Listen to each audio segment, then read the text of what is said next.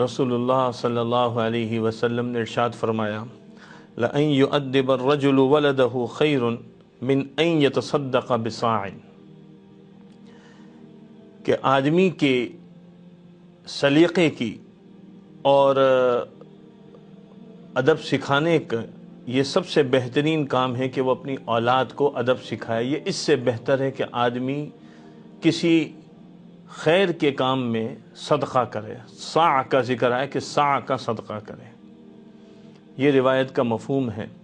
इस रिवायत में आप सल्लल्लाहु अलैहि वसल्लम ने औलाद की तरबियत के हवाले से बात फरमाई है, और औलाद की तरबियत इस दौर का सबसे अहम फरीज़ा है, सबसे अहम ज़िम्मेदारी है।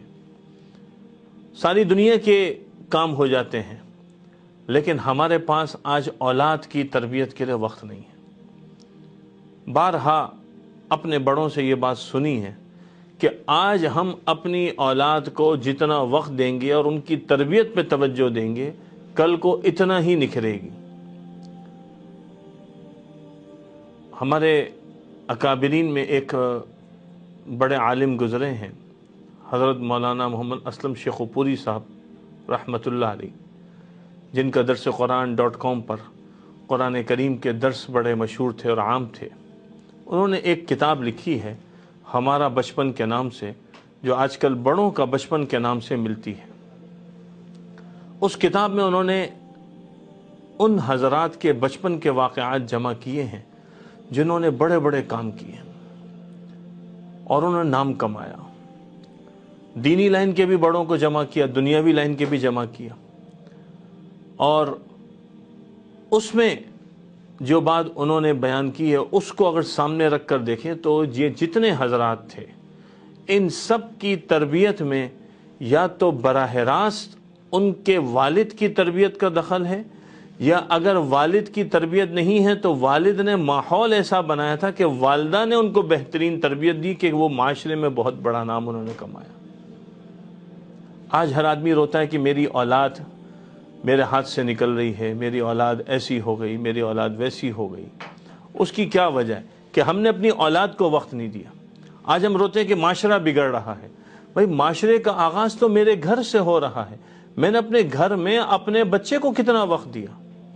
आज वालिद के पास वक्त नहीं है, आज वालिदा के पास वक्त नहीं है, या बच्चों से बात करना है तो गुस्से के साथ करना है, उनको दोस्ताना माहौल में रखना, उनसे मिलजुल कर बात करने का वक्त ही नहीं है। उसका नुकसान क्या है कि फिर ये जब बच्चे दूसरी जगह दोस्तियां तलाश करते हैं तो उसकी वजह से फिर वो माशरे के अंदर बिगाड़ पैदा होता है, और हम क्या कहते हैं कि माशरा बिगड़ रहा है। आप सल्लल्लाहु अलैहि वसल्लम ने ये बात समझाई है कि अपनी औलाद पे खर्च करो, ये ज़्यादा अफजल है बनिस्बत इसके कि आदमी जो है वो कोई और माल खर्च करे। दूसरे माल के खर्च करने की नफ़ी नहीं है, वो भी खर्च करना है, लेकिन ये उससे अफजल है कि आदमी अपनी औलाद के ऊपर वक्त लगाए, अपनी सलाहियत को लगाए, अपने दिल और दिमाग को लगाए। और औलाद से भी गुजारिश है, दरख्वास्त है कि वालिदैन से क़ुर्ब हासिल करें, उनके करीब हों, उनकी सोच को समझें।